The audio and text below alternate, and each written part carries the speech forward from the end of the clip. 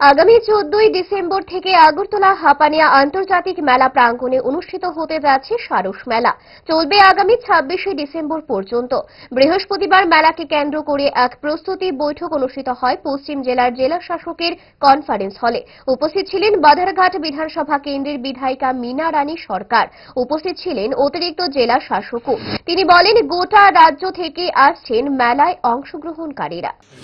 আগামী 14 ডিসেম্বর থেকে 26শে ডিসেম্বর হাপানিয়া আন্তর্জাতিক মেলা প্রাঙ্গণে যে সারস মেলা অনুষ্ঠিত হতে যাচ্ছে সেটা নিয়ে আজকে আমাদের এখানে মিটিং। বিভিন্ন দপ্তরের আধিকারিকদের নিয়ে এডিএম সাহেব আছেন এখানে উপস্থিত, সবাইকে নিয়ে মেলার প্রস্তুতি মিটিং আজকে হচ্ছে। আগামী দিন কীভাবে মেলাটা এখানে অনুষ্ঠিত হবে সেই দিক থেকে খেয়াল রেখে যাতে সুন্দরভাবে অনুষ্ঠিত হয়। সারা ত্রিপুরা রাজ্য থেকেই পার্টিসিপেট করবে এখানে বিভিন্ন ডিপার্টমেন্ট নিয়ে, তাই সবাই যাতে সুন্দরভাবে অংশগ্রহণ করতে পারে সেই দিকে খেয়াল রেখে আমাদের আজকে কতগুলি স্টল ঠিক হয়নি, স্টল বলে দেওয়া হবে।